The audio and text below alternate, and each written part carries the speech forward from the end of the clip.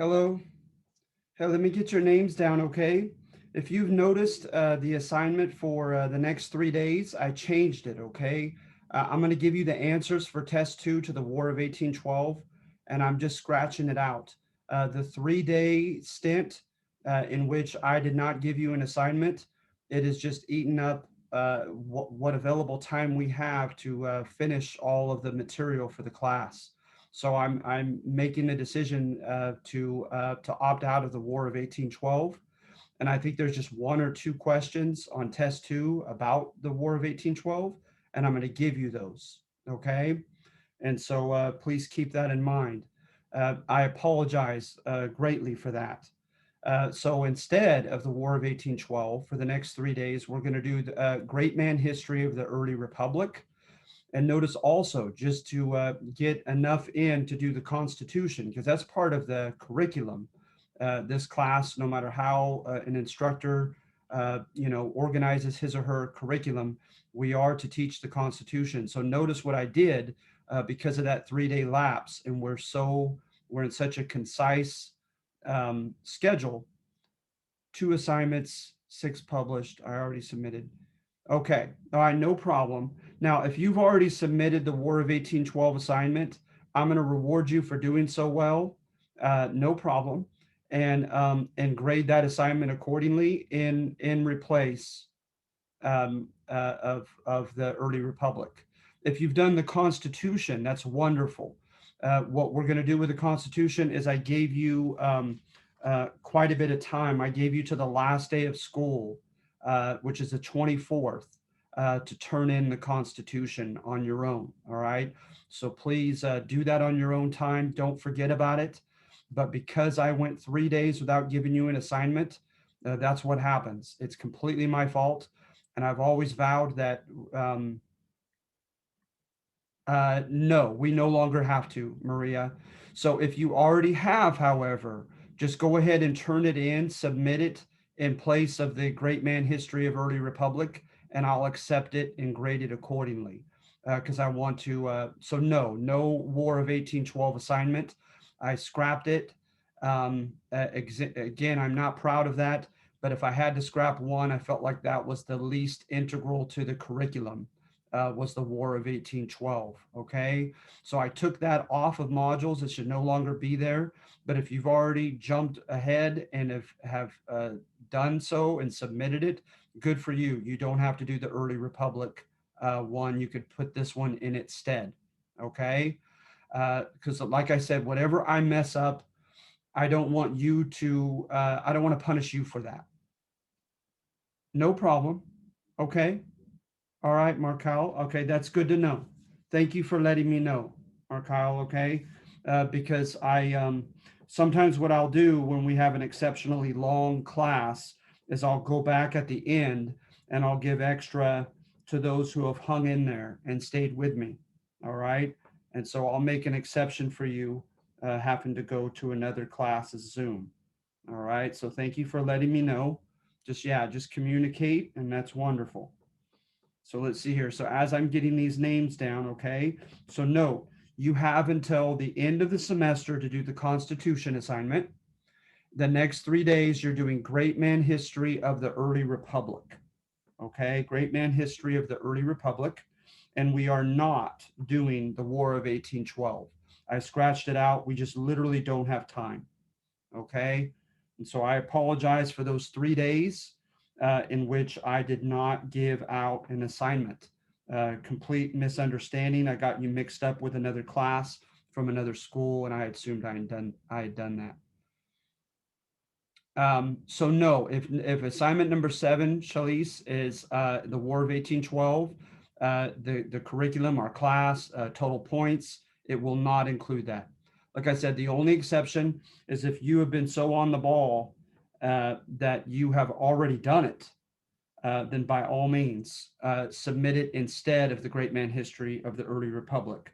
And of course, if you're in that rare group, be sure that you read the Great Man History of the Early Republic, because there's something on from every, I believe, every single section. There's something from every section on that on test 2. All right, so you want to make sure that you do that. No problem. No problem. Thank you for your flexibility, and I apologize.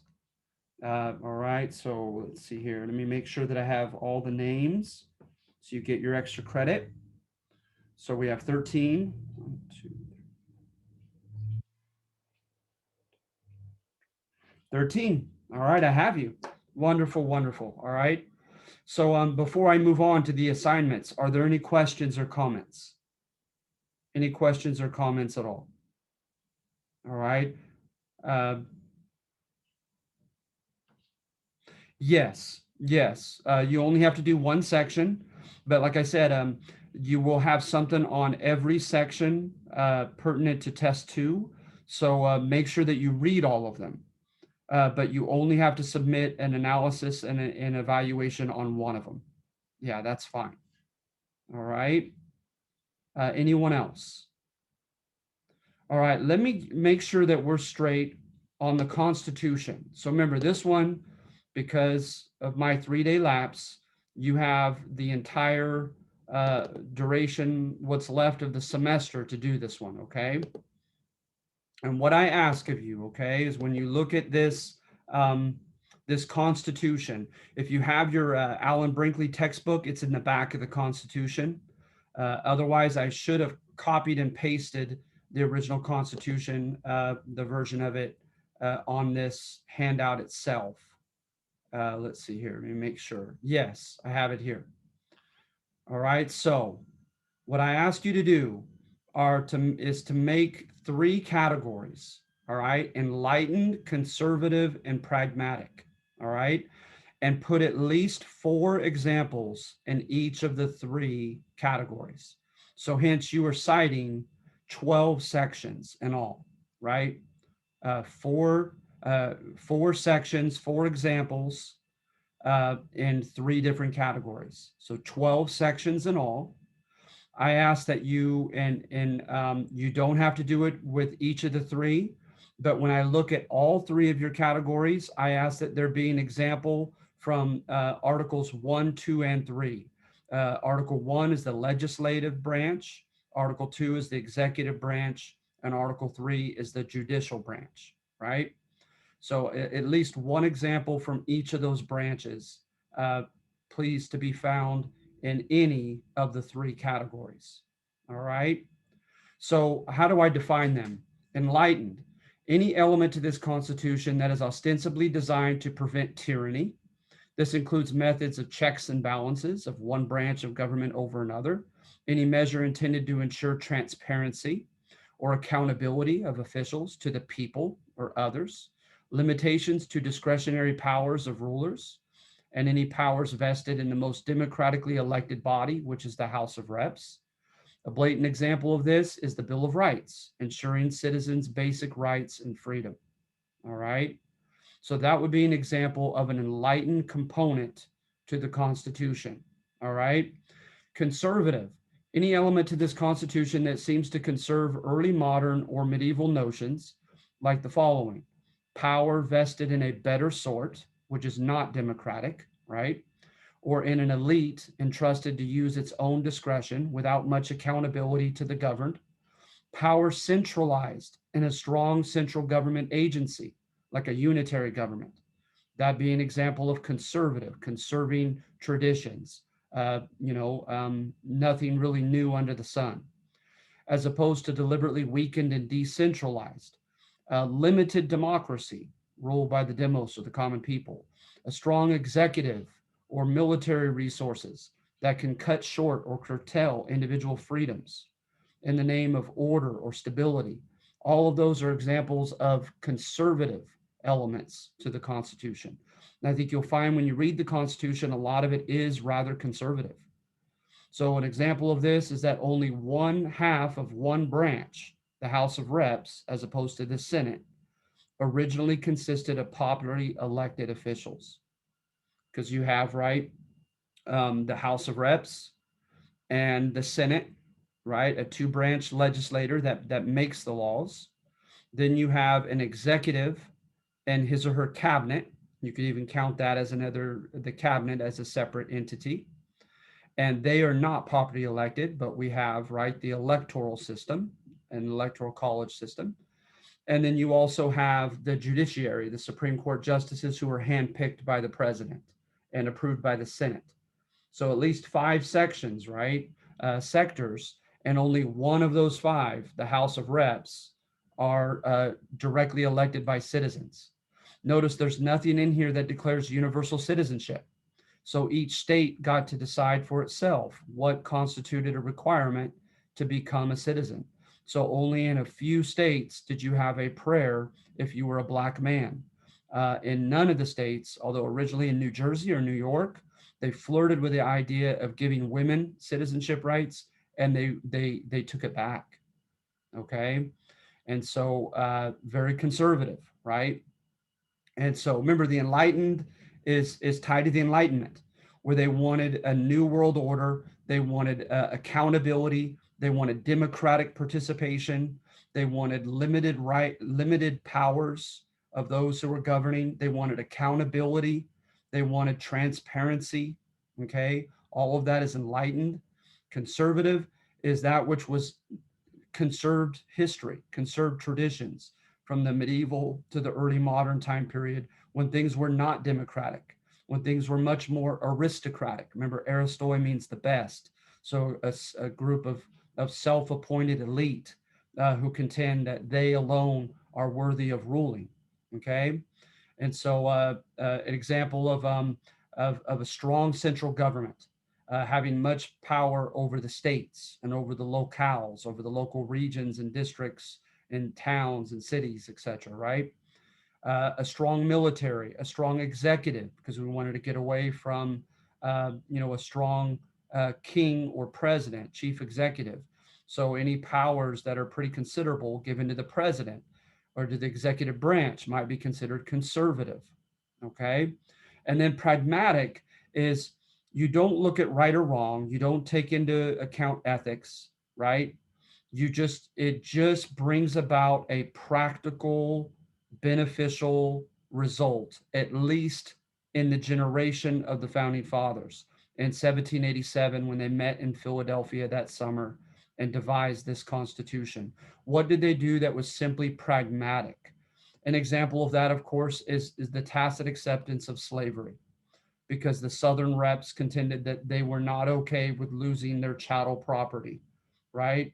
An example of that could be the federal part of the system, whereby the 10th Amendment says everything not given explicitly so far in the Constitution to the federal branches of executive, legislative, and judicial is reserved or left over for the states. So there's a sharing of power between the central government and the state governments. Some think that's a very pragmatic thing. Another example of pragmatic is allow the federal government to ensure a postal service, ensure a monetary system, to be able to borrow money on credit of the United States as a nation, right? To regulate taxes between the states, to raise an army in the case of war, or in the case of an invasion, or in case of an internal rebellion. Those might be considered pragmatic, not necessarily right or wrong, not necessarily liberal or enlightened or conservative, but just simply to bring about a practical solution to practical problems. All right. So you're putting four examples in each of those three categories. So look at what I have here: enlightened. Article 1, Section 2, House reps are directly elected by citizens and only for 2 years. So hence they can't do too much damage in 2 years, and they have to be held accountable again for reelection. I put that subjectively that seems enlightened for that time period. And they must be the inhabitants of the districts that they represent. So hence there's a sense of accountability because they live where the people they represent are, and also a sense that they know what the problems that their constituents face because they live in that same district. Okay. And notice I briefly explain why I think such. This is enlightened because they're frequently held accountable to their constituents via election and are privy to what their constituents face daily and having a residence in their county. So notice, I'd like you, if it's not too much to ask, just in a single sentence is fine, is defend why you put that which you put as enlightened or as conservative or as pragmatic. Just a simple sentence will suffice. All right. Another example, Article 1, Section 5. Congress must keep a journal of its proceedings and publish such from time to time. This is enlightened because it demands a level of transparency from congressmen so that their constituents can periodically be apprised of what they're up to in congressional sessions. So that's another example of something that I thought subjectively is enlightened, found in this Constitution. All right. And then thirdly, the president must perform an oath or affirmation to follow the Constitution. This is enlightened because the Enlightenment preferred adherence to a fair, consistent document, citing limits to power and entitlement to rights over trust in a human being or leader who could abuse his or her authority. So hence, I thought it was enlightened that the president must swear an oath to follow the Constitution. All right, for that reason. Conservative, right? Article 1, Section 2, in counting citizens to demand taxes and the number of House reps to serve in Congress from each state, the Constitution mentions that 3/5 of other persons and Native Americans do not count. So hence, they are disenfranchised. They're not included, right? They're not integrated as citizens into the Republic by the Founding Fathers. Put this as conservative because just as in millennia past, the Founding Fathers did not embrace the courage and progressive tolerance to declare universal citizenship for all people. Article 1, Section 3, senators are not popularly elected by their constituents. They too must pass legislation without having been elected by their constituents. This has changed, obviously, by now. And they have long terms and no term limits. And only they can try impeachments and approve presidential appointments. This is conservative because this sounds much like the English House of Lords over the House of Commons. Okay. So let's see here. Pragmatic, Article 1, Section 8. The federal Congress, that federal Congress can deal with practical issues like bankruptcies, inventions, borrowing money, defending the nation against revolts, invasions. I've already mentioned that, sorry. Article 1, Section 2 and 3, and Article 2, Section 1. Age requirements are demanded of congressmen and the president. I thought that you could say that that's conservative, right? So there's wiggle room on this. This is undergirded by a common practical assumption that aging entails maturation and the attainment of experience that will be of practical use as a federal politician. So hence they have age requirements that you have to hit before you could run for office and occupy certain offices in the federal government. I put that as pragmatic. All right. So are there any questions as to what I'm asking you? Remember, you have until the end of the semester to do this. 3 categories, at least 4 examples from each.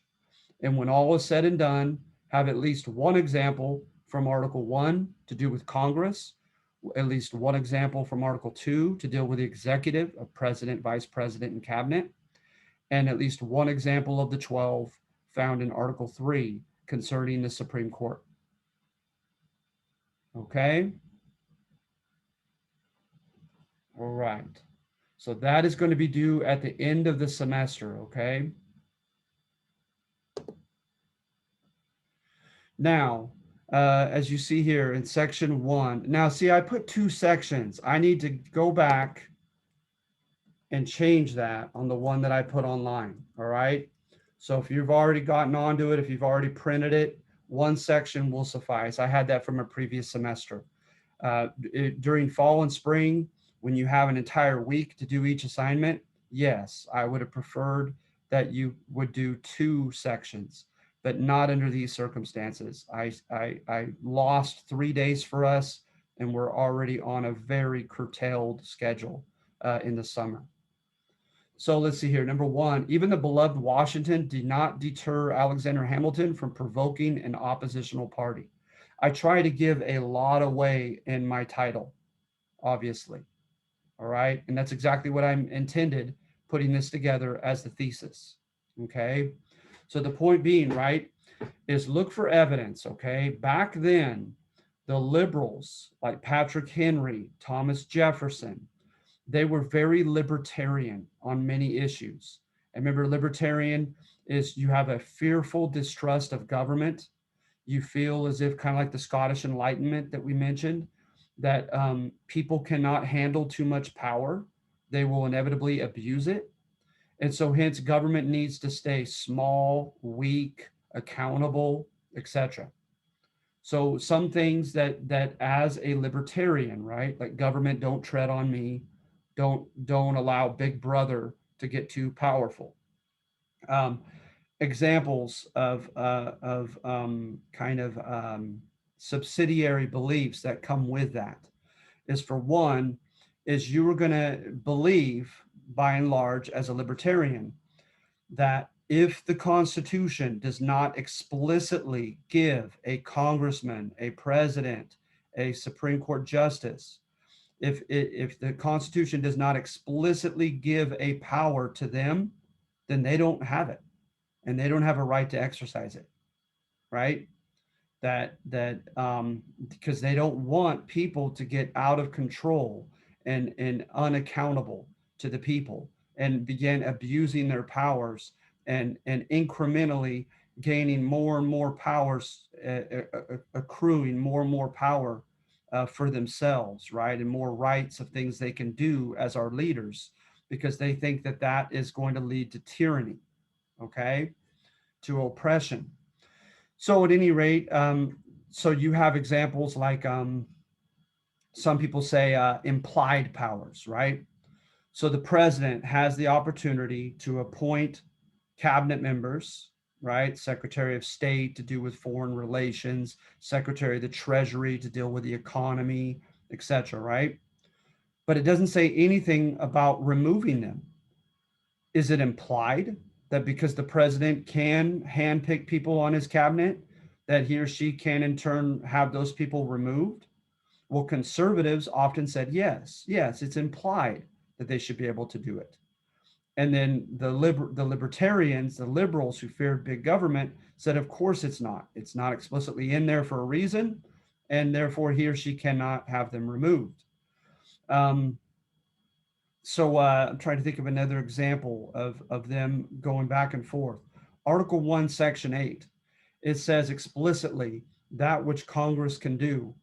And it gives Congress a lot more power than it had under the Confederacy that we tried at first, right? From your last assignment. So now they can raise an army. They can tax directly the people as long as they get a majority in both houses. It didn't matter if your rep any longer said no, the tax is collected in your district as well.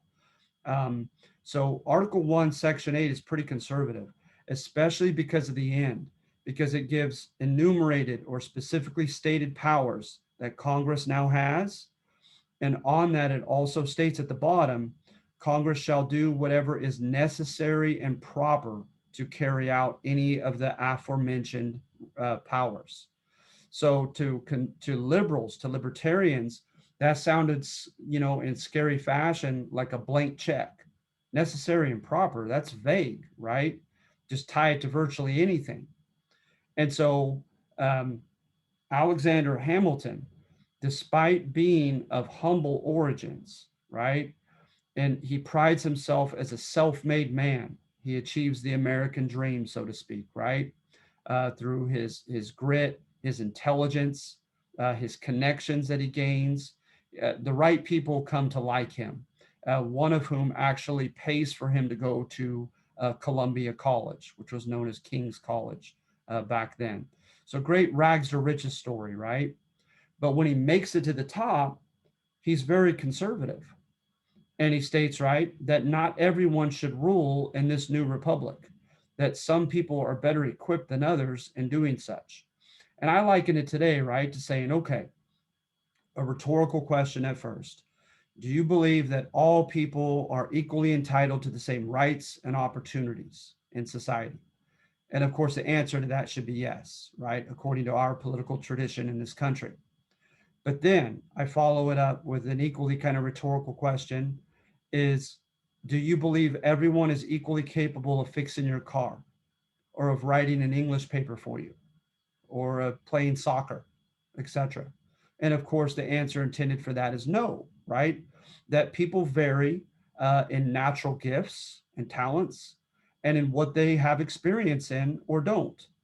And so that's where John Adams, Alexander Hamilton, and the conservatives, that's one area where they differed from the liberals, is they contended, right, that only the better sort, only those who were naturally more intelligent, naturally more virtuous morally, and those who have some education and have some experience in political science, that they should be the ones that are elected and serve in the unelected positions and rule, right? And speak on behalf of the others and have full account or not full accountability, have full latitude to use their own talent, their own wisdom, their own experience to make logical decisions for the rest of us. So it's very elitist, almost kind of paternalistic, like they're like father like figures who know what's best for us, even when we, the common people, don't know, right? And so, um, with Alexander Hamilton, another thing is they wanted a much stronger government than was found in the Confederation. They thought it was a mess, they thought it was chaotic, the same common narrative that you guys read on number one in the last assignment, right? And so, hence, they wanted a much stronger, more viable central government. Included in that was this assumption that we should not have a laissez faire capitalist economy. Laissez faire, let it be, right? Government, leave the economy alone, allow the free market to do its thing. Because a lot of the libertarians, they had read their Adam Smith during the Enlightenment and felt as if it ought to be just completely a free market, right? At least on paper, some of them espouse that. So to the conservatives, they said, no, we need to have an interested, powerful federal government that directs our economy. And for one, of course, they thought is we're in too much debt. And the states are in a lot of debt, some more than others. And so hence the federal government ought to assume the debt of the states, help them get out of it, pay back their creditors, so we could start on a blank slate and we could have credit, easy credit in the future. Because after all, who wants to borrow or who wants to lend money to a country whose states have defaulted on their loans? So they felt it was imperative for the government to tax people, to tax imports and exports, directly tax the American citizens, and to try to bring about as much revenue as possible to pay off those debts. Now, why in the world would the states mind the federal government paying off their debt? Right? I mean, they're getting a somewhat of a free ride, although they're getting taxed for it. But the issue is, right, is think like a libertarian. What the government comes in to do today for good, it could come in to do for your harm tomorrow. And so now that gets Washington, D.C., at first it was New York. It gets the federal government involved in Georgia's economy, in South Carolina's economy. And they were scared of that. That frightened them, right? And so they not only the conservatives wanted a powerful government and they wanted a powerful government to get us out of our debt, um, but they also had a vision for the country. They wanted the country to become commercialized with trade, right? They wanted one sector of after another, uniting each region of the country through trade. They wanted infrastructure developed. They wanted toll roads and canals, and later on, of course, railroad tracks, etc., right? Developed to connect one region to the next by way of trade. Okay. They also wanted to industrialize and urbanize. They wanted cities to grow, and develop, and to develop a very diversified economy with lots of new trades and to embrace eventually mass production, right? And so this is all part of kind of Hamilton's vision for the country. All right. And he wants the federal government to help make this happen. Well, how does the government step in to help? As they could subsidize people. Because the notion is, right, if you have money Let's say, you know, back then it was a whole lot of money. Let's say you have $20,000. You're likely going to want to utilize that $20,000 along the road of least resistance. Whatever commodity, whatever, you know, trade that could be the least costly and time and overhead of eventually, you know, initially paying money out for things and development, and that yields as much and quickest and easiest profits as possible.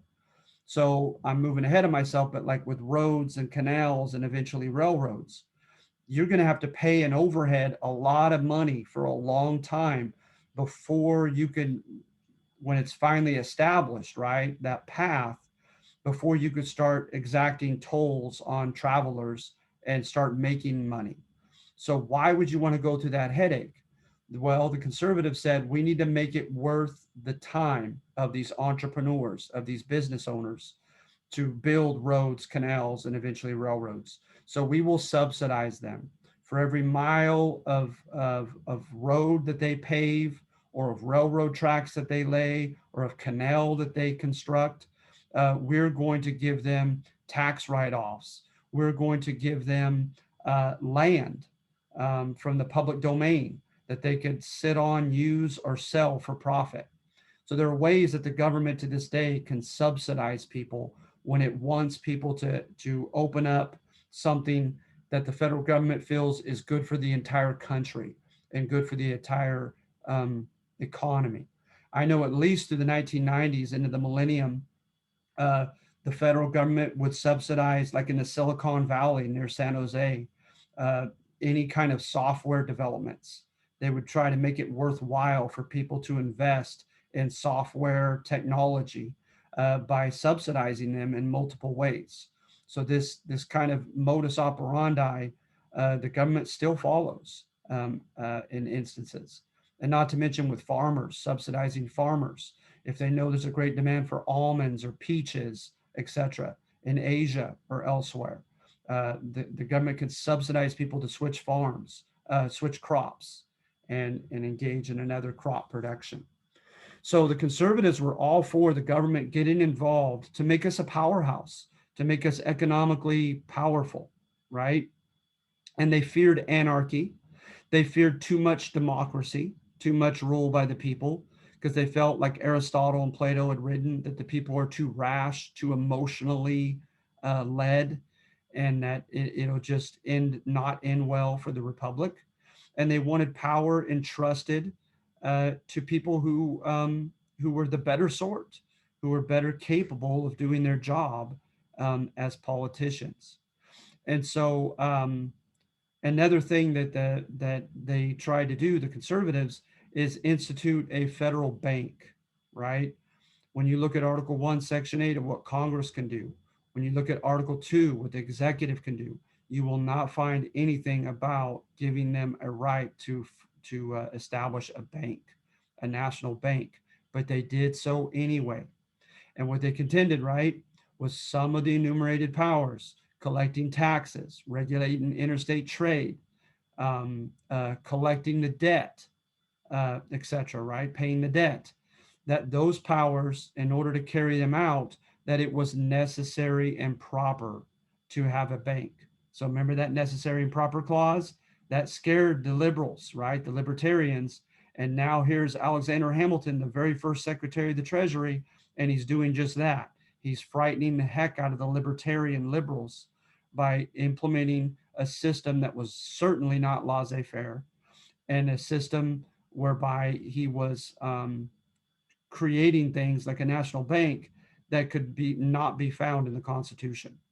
So what is he going to do next, right? If he got away with this, doing something that was not explicitly told he can do in the Constitution. And then also through bonds, um, people lending money to the government and the government slowly paying them back, promising them an interest rate for their time and money. And who has the means, right, to lend money to the government? The wealthy. So he started having connections, getting bonds, having the wealthy purchase bond certificates, being promised to have it paid back plus interest by the federal government.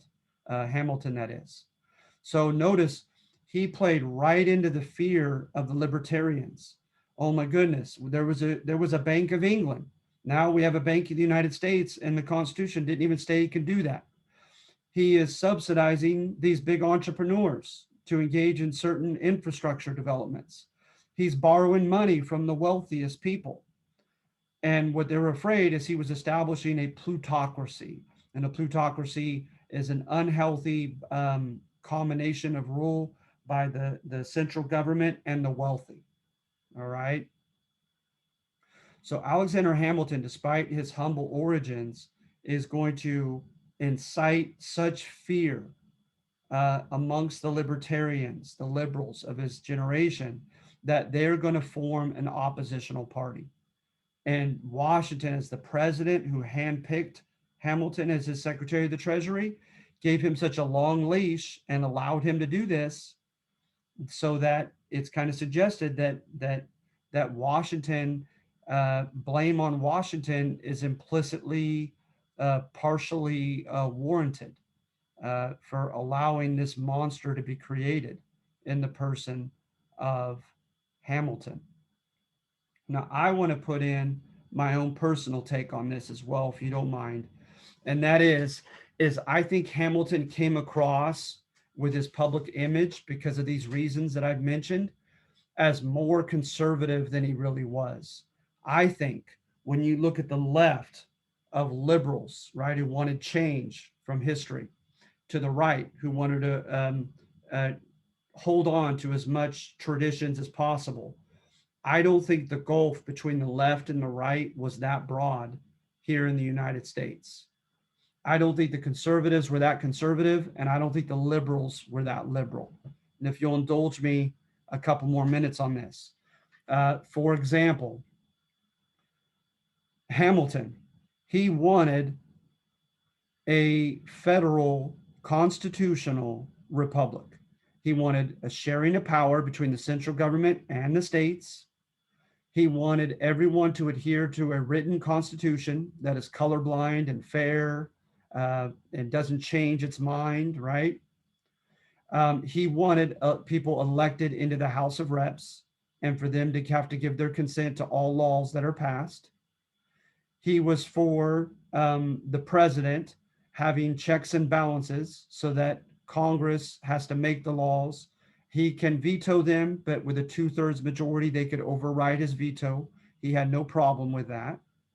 He had no problem with the system of being able to oust the president, right, by way of impeachment. He had no problem with that. Alexander Hamilton also was a quasi and almost abolitionist. He was very much against slavery. So look at the far right in Latin America, for instance, with a guy named Bustamante, a guy named Iturbide down in Mexico. They wanted a king or emperor. Iturbide did, called himself the emperor, Iturbide. They wanted a combination of church and state with an established church. Hamilton didn't want that. They were not for a Bill of Rights, for individual rights to be explicitly written down. And he was. He gave his okay to that. And they were for slavery. They were okay with slavery, and he was not. Go to the left. You have a guy named Francisco de Miranda down in South America. He wanted to redistribute land to the poor peasants. He wanted citizenship for people of all color.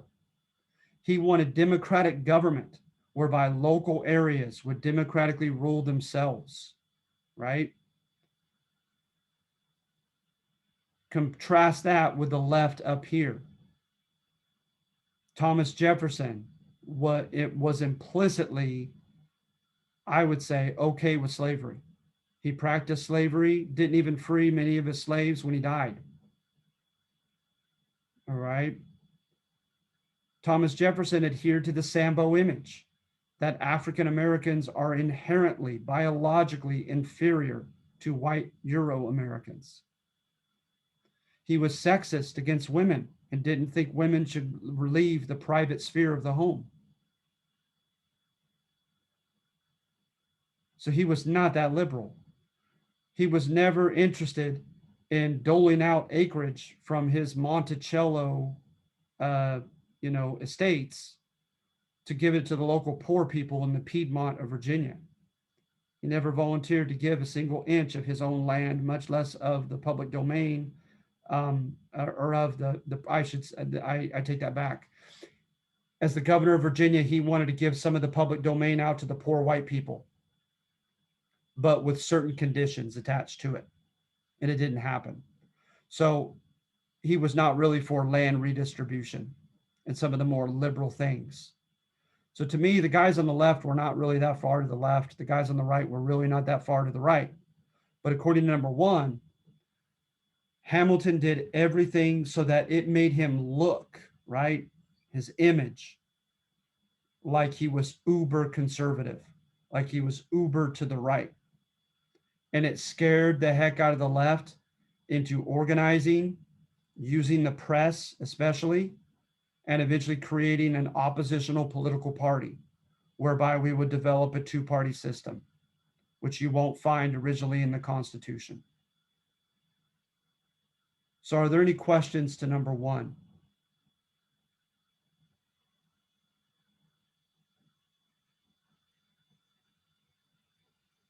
Number two, David McCullough's book. Yes.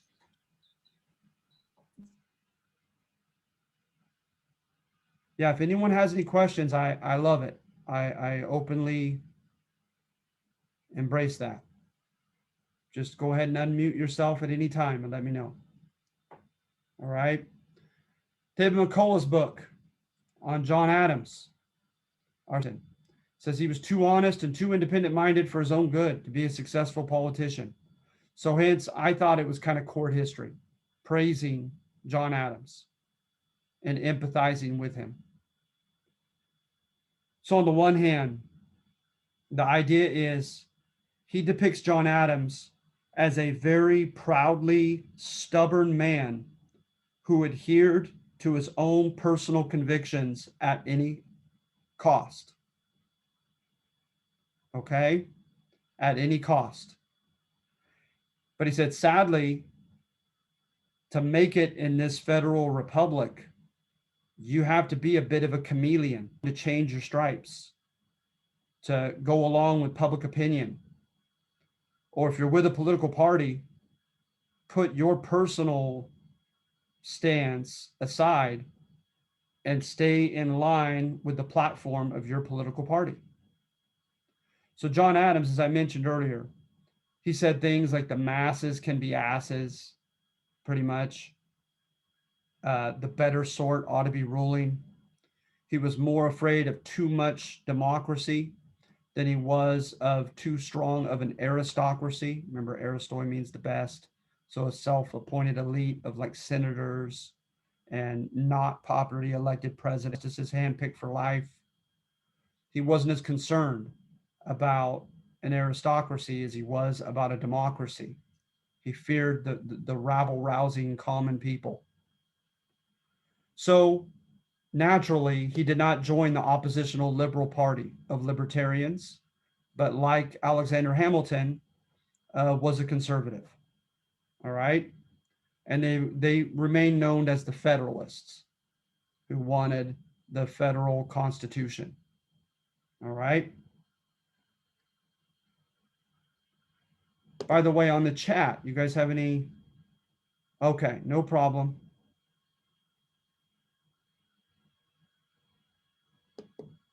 Yeah, so you do four different ones for each of the three sections on the Constitution. Four examples of conservative, 4 examples of enlightened, and 4 examples of pragmatic. All right. So moving on with John Adams, okay?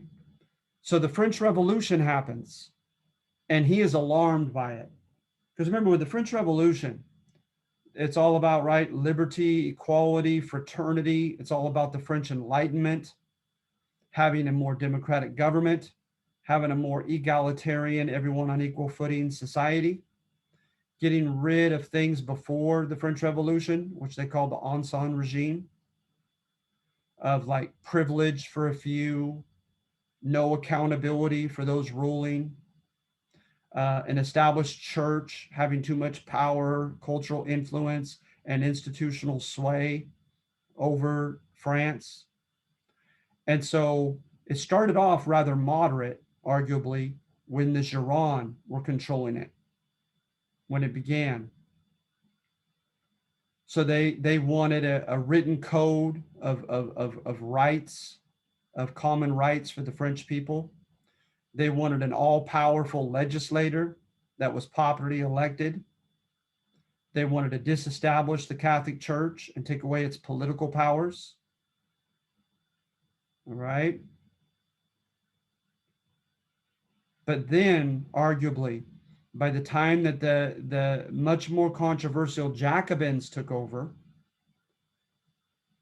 it's not too far of a stretch, in my humble estimation, it's not too far of a stretch that they almost declared class warfare. Remember, they called themselves the sans culottes, those without the culotte socks and breech pants at the knees, because they couldn't afford such. So you have some rhetoric, right? Like that I liken to like the later Russian Revolution, the Bolshevik Revolution, the proletariat, the common manual laborers who work with their hands, right? That the revolution becomes, in name, their revolution. And so they began disenfranchising, taking citizenship or subjectship rights away, and then dispossessing, taking land and property and wealth from the aristocracy, the French nobility. And then they eventually devolved into declaring that the nobility were enemies of the state and to be executed simply for being members of the nobility. All right. They did not allow freedom of speech. You had famous Marat, and Marat was like their propagandist. And if you were an enemy to the people, if you're an enemy to the liberties and the power of the common sans-culottes, you look out. You oftentimes, like I said, were deprived of your due process rights when you were brought before the tribunals as an enemy of the state. So it got a little scary. They killed thousands of their own rich people and anybody, for whatever reasons, who became labeled as an enemy of the state. Some even use the term tyranny of the majority, right? They also, in some cases, arrested and even killed Catholic priests. They declared an end to the Gregorian calendar and declared year one of reason, and were very anti-Christian and anti-Catholic. So going back to John Adams, to the liberals, they said, okay, it's getting a little bit excessive in France, but at least it's under the premises that we had in our revolution. And that is, it's following the Enlightenment of initiating a new world order that's more transparent, that's more egalitarian, that's more democratic, right? That's more equitable, economically balanced and fair. That's no longer filled with tyranny and superstition.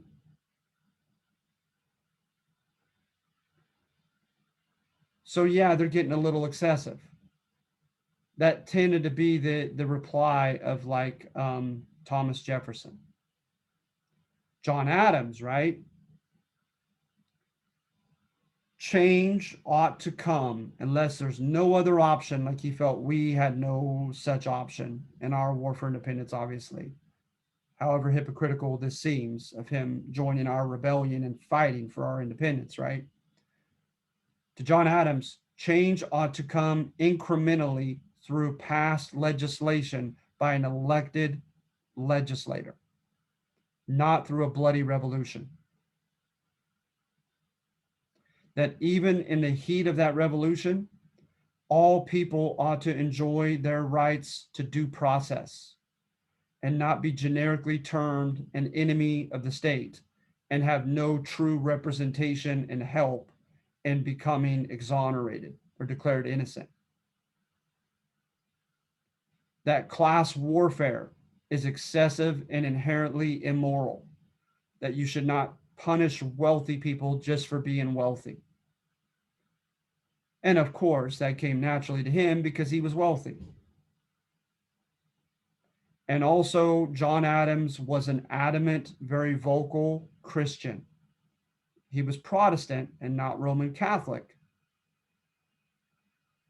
But nevertheless, he felt like the Catholic Church were Christian as he was, his Catholic brothers and sisters, as he called them. And he felt that the attack upon the Catholic clergy and the Christian religion was nothing short of demonic, coming from the devil himself.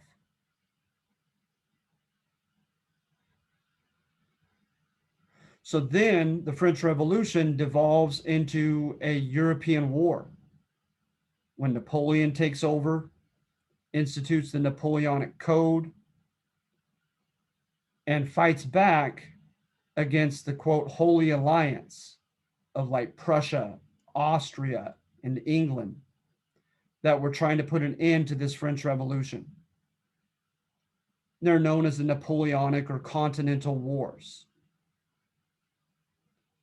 So now, while this is happening, you already have a sense from the Catholic Church, traditions from it, and history, notions of just war doctrine, as it's called. The reasons for which you fight and the manner by which you fight in war matter to the Catholic Church. And you need to be on the side of right in order to be blessed and not be held accountable for murder to God when you die, when you kill in battle. And that is going to kind of evolve into international law. And they're going to meet and have conventions. They had like a London convention, for instance, about this time. And both sides tried to agree upon basic guidelines or rules that were to be followed during these continental wars. And one was that if you were a neutral country, you were to be entitled to sell your non-war related merchandise to either, any, or all fighting sides during the war. But if you were carrying something that was military oriented, then it went against the list, the forbidden list, and hence they get the term contraband, and it could be confiscated as contraband. Well, both sides in the Caribbean and across the Atlantic were not affording our American merchants those rights of neutrality. They were grabbing and confiscating food, clothing, and other non-contraband, non-war related materials. And they were simply confiscating them from the merchants, the Navy of both England and France, right?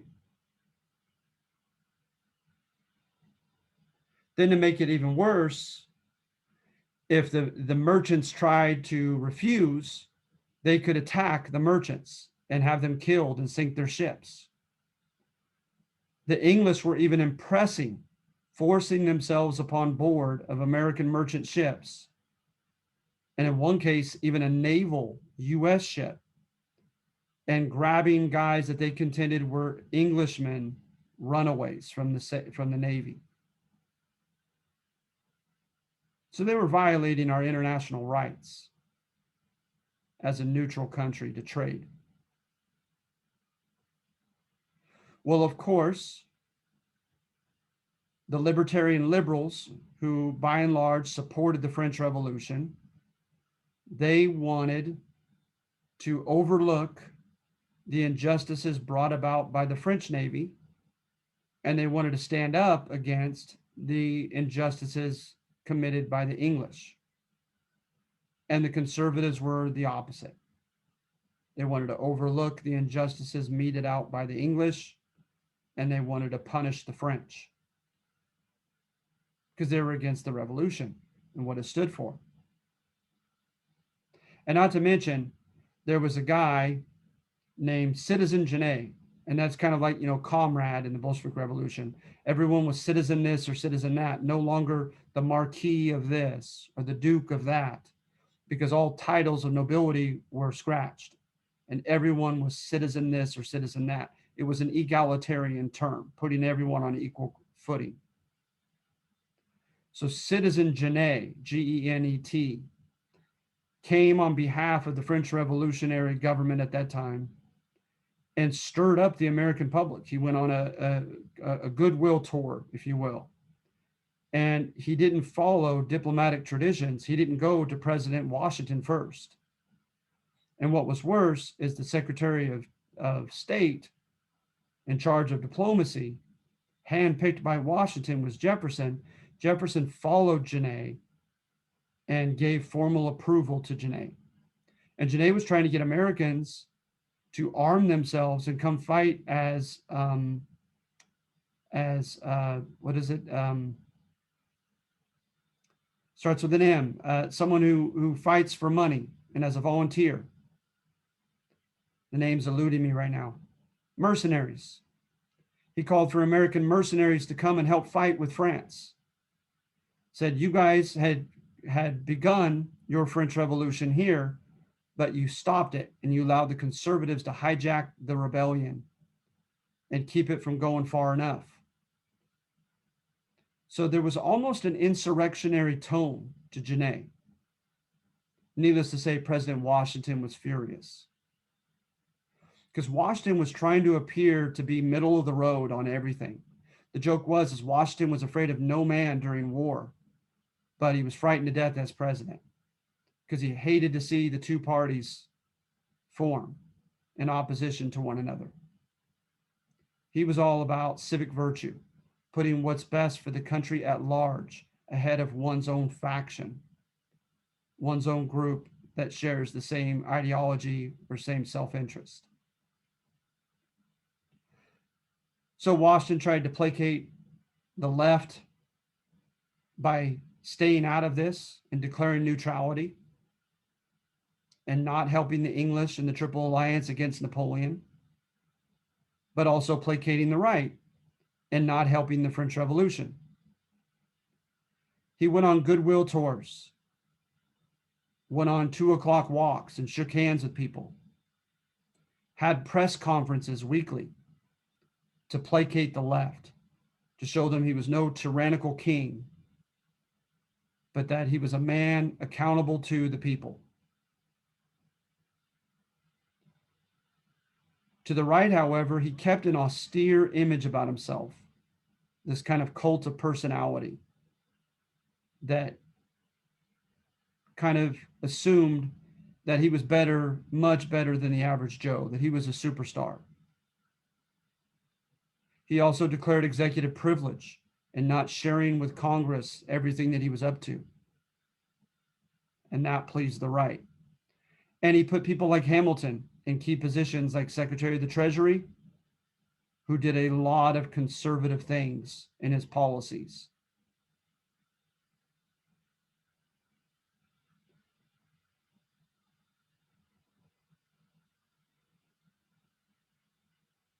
And then there was a whiskey rebellion because, ironically, Hamilton taxed, without the House consent, taxed the whiskey.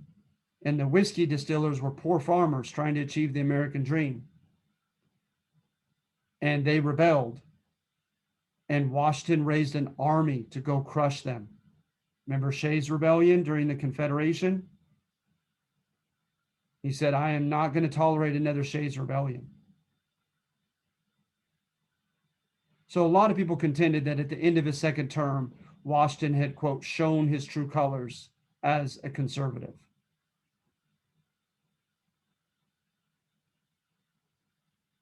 So John Adams gets in there and he makes it clear that he is a Christian man, that he thinks the French Revolution is excessive, is too bloody, is too extreme, and is even diabolical.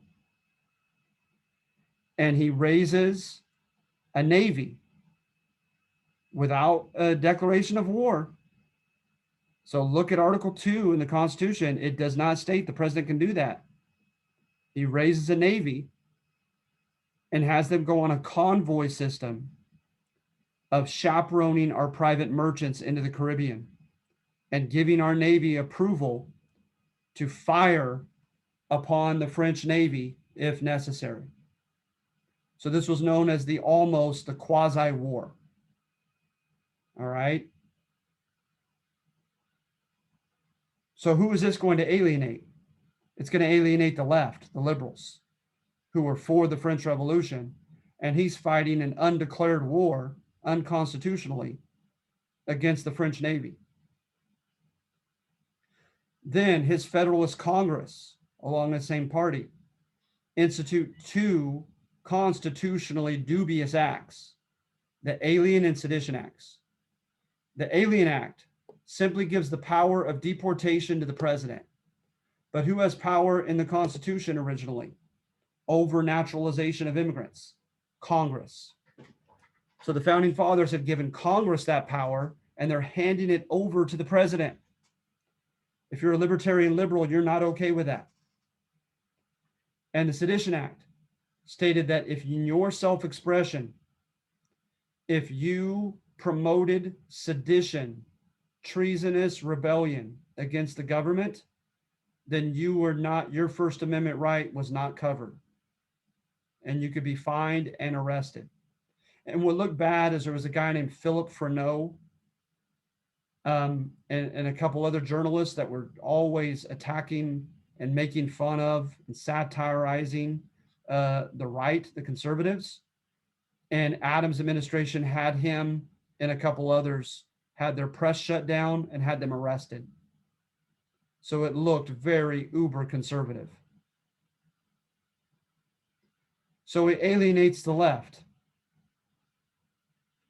But then with the right, he was asked by the right to declare war against Napoleonic France and join the Holy Alliance of England, Austria, and Prussia. And he refuses to go that far. And in fact, he even allowed a private person who was trying to initiate peace and keep the peace with Napoleonic France. He even recognized him.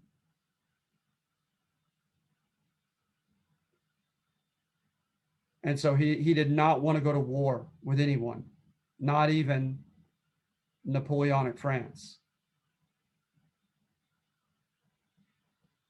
The Alien and Sedition Acts, he scarcely had anyone deported. And he didn't also, you look at the numbers, not many people were arrested under the Sedition Act. So he frustrated the right because he himself didn't know how much he believed in these two acts and felt like they were a little bit excessive by his Congress. And so when he didn't carry them out and execute them well or thoroughly, he angered his own right constituents. Then there was something known as John Fry's Rebellion. And there were police officers who were killed in this riot. And they wanted John Fry's to be publicly executed, kind of like John or George Washington had done, right, with the Whiskey Rebellion. Make an example of him to let the country know that law and order will prevail. But as a long-serving attorney, he went over the facts of it, and he had John Fry's pardoned because he said John Fry's, there was no evidence of him directly telling the crowd to do anything against the police officers. And he felt, being accountable to God when he dies, that he could not have the blood of this innocent man on his hands. And that angered the right. So you see, he was so independent-minded that he alienated both the left and the right.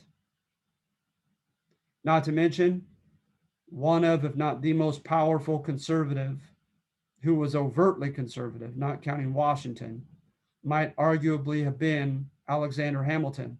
And John Adams just did not like him personally. He thought Alexander Hamilton did too much for his own vainglory. And so he made an enemy of his most powerful ally because he was just too honest for his own good and just didn't like the man personally and didn't think highly of his character. So hence, right, John Adams, as the second president, becomes the first one-term president to lose re-election. And according to McCullough in his book, it wasn't because of corruption. It wasn't because of abuse of power. It wasn't because he flip-flopped on issues, but just the opposite, right? Because he was too honest for a politician. And being so honest and independent-minded, he made too many enemies on both the left and the right. So again, this is our second president, John Adams.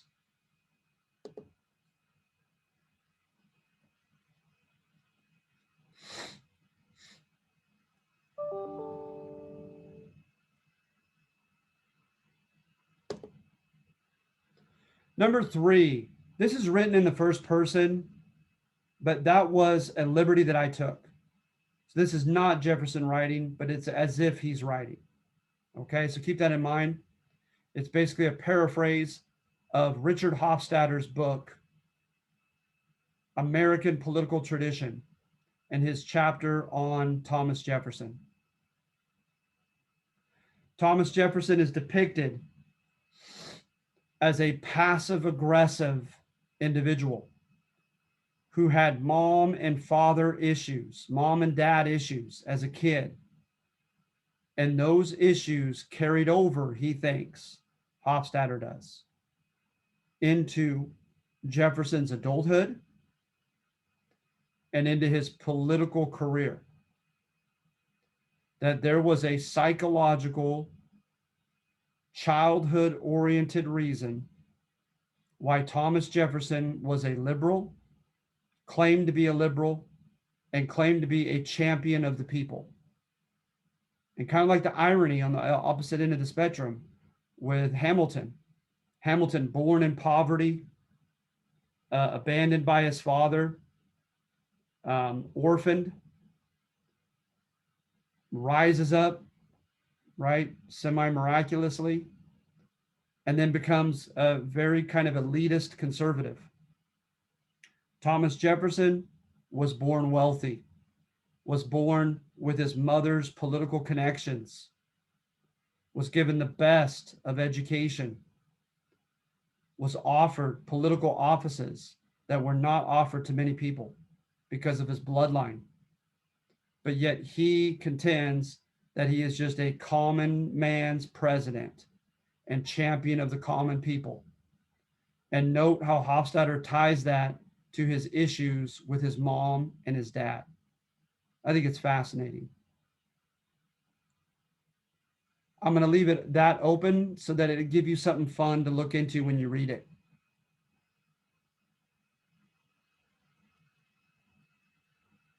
And number 4 says everything in the title.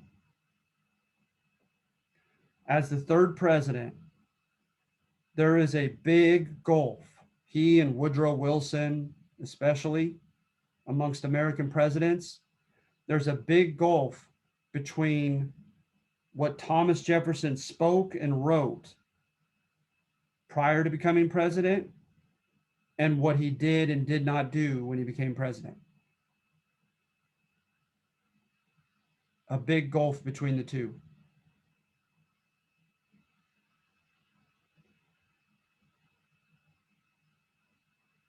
So remember, Jefferson said the government shouldn't do anything that is not explicitly stated in the Constitution. He bought the Louisiana Territory, right? The vast Louisiana Territory from Napoleon. His guy Livingston did. his diplomat. Then he got Congress to approve it.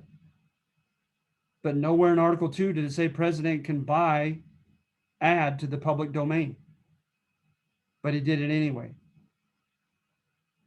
He was for democratic government in his notes on the state of Virginia and some of the other reflections of what he claimed that he stood for, his rhetoric before becoming president.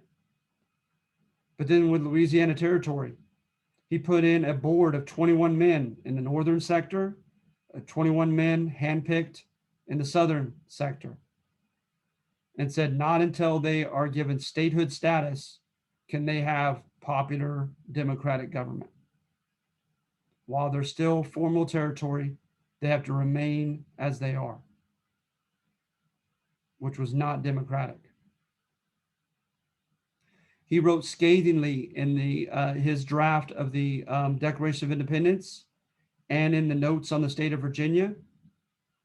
He wrote scathingly of slavery and said what hypocrisy it entailed when a white man had sexual relations with a black slave woman. Because after all, is she going to say no? Does she have that power or latitude? And of course, no. And he fathers 4 kids with Sally Hemings, one of his slaves, half his age. And he keeps his slaves to death and gives some of them to his daughter.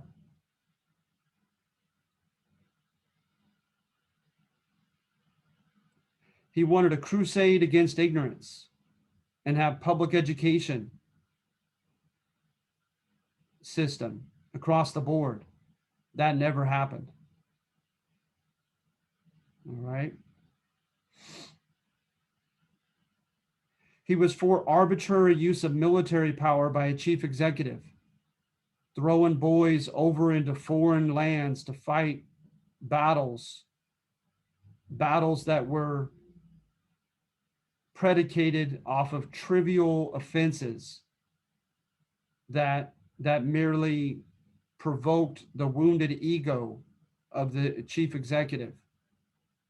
And for his pride, the blow to his pride, he could send hundreds or thousands of boys to their deaths to avenge that wounded pride. But yet on the Barbary coast of North Africa and Tunisia and Libya,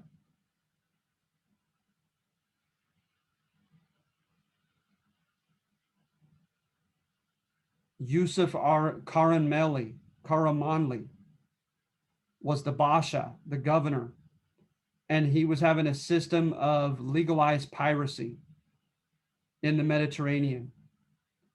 And he was capturing and extorting, right? Pay this fee or else we're going to kidnap you and sell you as a slave in Constantinople or in Tunis. Or worse, right? They did that to some American merchants. Even the mighty, proud military man, George Washington, would do nothing about that in faraway Mediterranean waters. Neither would John Adams. Thomas Jefferson, the guy who had spoken so much against presidents sending boys to their death in foreign lands, had the USS Philadelphia sent to punish this Basha. And when they ran aground and were captured, he was humiliated. And he secretly gave a mission out to a guy named Eaton. I want to say it was William Eaton, Eaton, to have Yusuf overthrown in a coup and have his brother, Ahmed, take his place. And his brother Ahmed was to ensure that this piracy would not continue with the United States.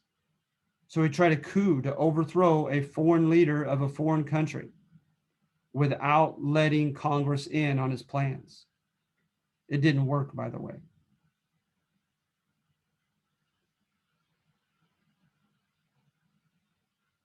And he also fought an undeclared war in North Africa against the Barbary Coast pirates. known as the Tripolitan War. So you see all the ironies here? He hated Alexander Hamilton's economic system of subsidizing people to build infrastructure, taxing the people, accepting bond money from the wealthy. But guess what? When he came in, he left it intact. He had a chance to do something, and he didn't. So what happened? Is he merely a hypocrite? Did power change him? Did he naturally become more conservative in age? Because he was pretty young when he wrote the notes on the state of Virginia and the Declaration of Independence. Or, in each of these cases, was he a very fragile, non-confrontational individual who each time when he saw opposition to what he wanted, did he cave in and say that there was a necessity against forces too strong for himself to accommodate these things rather than take them on? So hence the idealist who wanted to change and improve the world as a young man with his pen became a pragmatist, a guy who said, you know what, things are as they are, I can't change them, I'm just going to work within the circumstances and do what brings about the best practical results under these circumstances. And that's the thesis you're looking for here on number 4. Again, the title: felt compelled by circumstances larger than himself to violate his own rhetoric, what he had preached earlier in his life.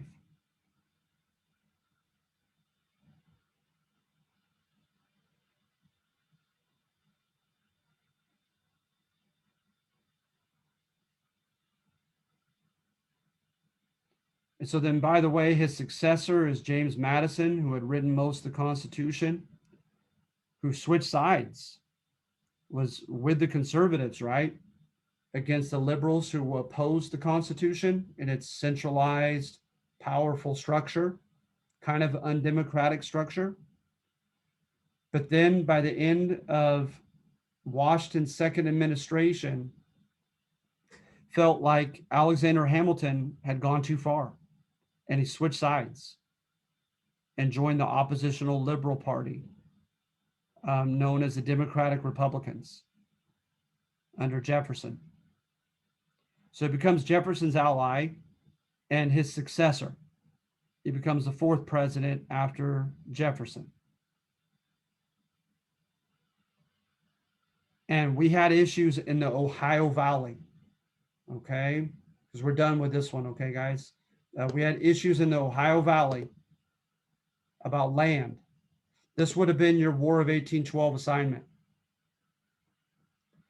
And in the Great Lakes region especially, and in Mississippi and Alabama especially, down in the South, there was a highly contested nature over land ownership as to what tribes were claiming it against one another, and the American government claiming it for ourselves. So we had some rebellions, especially under a guy named Tecumseh and his brother Tenskwatawa, known as the Prophet. They tried to get the native tribes to unite to kick us out of those regions. And they were found using British guns doing it. And the British had not left the Great Lake forts as they had promised at the end of the War for Independence. And the British also were violating our neutral rights on the high seas when Madison was president, when Jefferson was as well. It was called the Leopard Chesapeake incident, when the Leopard of the British Navy stopped the Chesapeake of the US Navy and boarded it, fired upon it because it refused to allow the British commander to come aboard, fired upon it, killed a handful of American sailors, and then took a handful more and impressed them into the British Navy, claiming that they were English runaways. sailors. So because of impressment and issues of violation of our neutral rights on the high seas, because we contended that England was fomenting or stirring up rebellion amongst our Native Americans in the Ohio Valley, our Congress declares war against England again. I say again because we obviously fought for England to gain our independence. It's known as the War of 1812. It lasted for 3 years and it ended in a stalemate, and they decided antebellum status quo. Whatever boundaries were like before the war, they will remain such during the war. One source of embarrassment is we had 3 invasion forces into Canada to try to invade Canada and force them to join our side. And that did not go well. Needless to say, Canada is still under Great Britain. We had some war heroes, Oliver Hazard Perry, and of course, Andrew Jackson, Stephen Decatur. And it had a unifying effect on the country.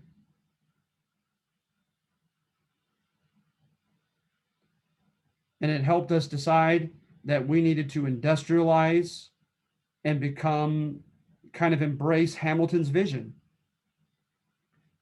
of an industrialized, diversified, commercialized economy as a nation, and bigger government to help that happen.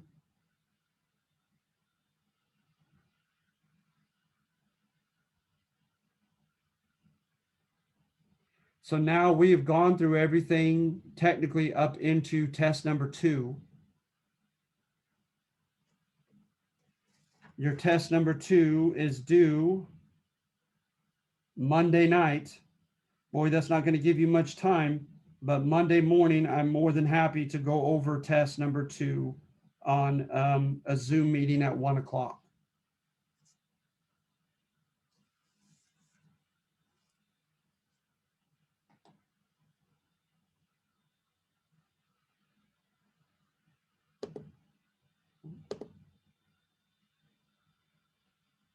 Make sure I have everyone's name.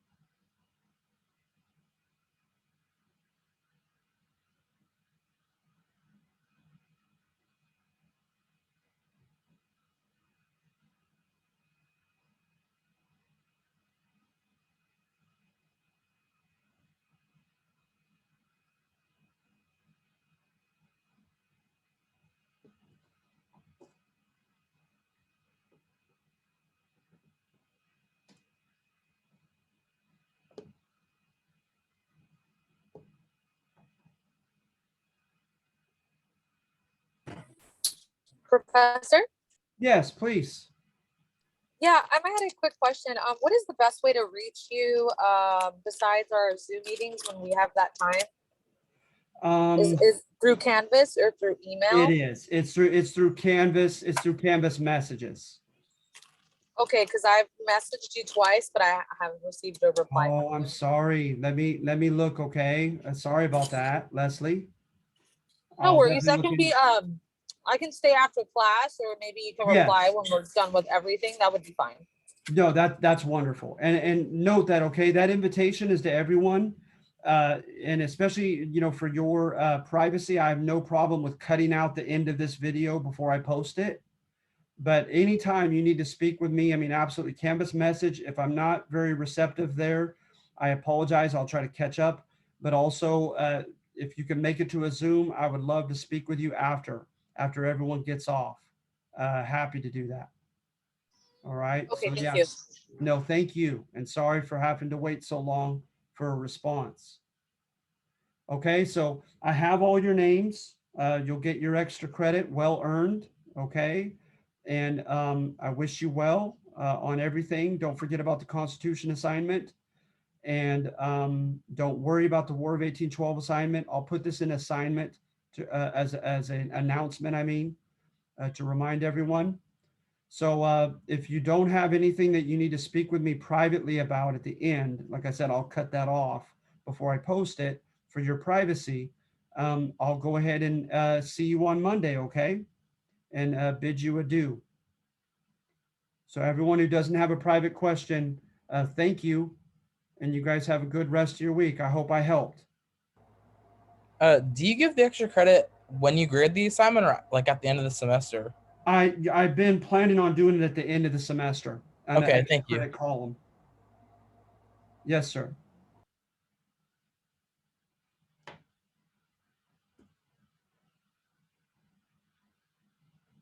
All right. Anyone else? If you're late to the call, do you not get the extra points? No, you do. You do, Sabrina. I caught your name at the end, and that's okay.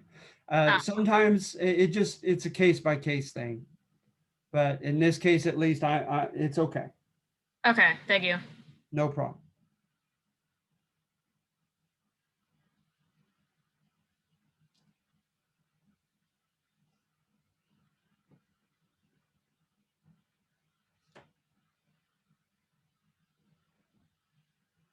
All right, Leslie, I don't know if they are if they have questions as well, or if they're just taking their time and getting off. But if you'd like to speak with me, I'd be happy to. Yes, I would, but I would prefer for like all the participants. Sure, no problem. No problem. So I can just go ahead and wait, or like I mentioned, you can go ahead and reply to me on Canvas. I didn't. The new message that I sent out was today. It was this morning. Yeah, and I haven't caught up in a few days. I've been doing stuff with the other school. I go back and forth and given my time. And yeah, I understand. And it was 4th of July weekend. I know, it was crazy. It was a bad weekend for me not to be receptive, and I'm sorry. Oh, no worries. Everybody was enjoying their, I hope so. Weekend. I hope so. So, Gurjeet, do you have any questions, hon?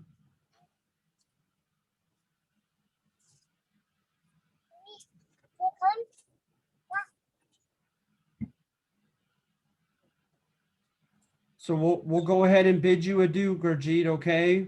I don't mean to sound rude to push you off. I'd be happy to speak with you if you have any questions, but otherwise go ahead and sign off, okay?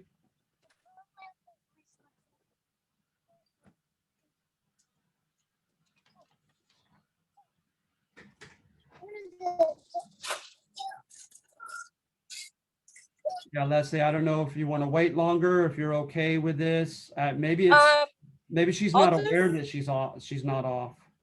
Yeah, probably. Is it better for you to just go ahead and email me? Would that work? That's fine. I'll certainly respond to your Canvas message. I can do that shortly. Yeah, no problem. I would accept that better. Okay, you got it. Okay, thank you so much, Professor. I appreciate it. All right, thank you. Have a good day, okay? You too. Have a great rest of your afternoon. You as well. Bye-bye. Gurjeet, any questions, hon? Are you there? All right, I'm going to go ahead and assume that you're not aware that you're still on, okay? And I'm going to go ahead and stop the meeting. Not hearing anything from you, okay? I hope you're doing well.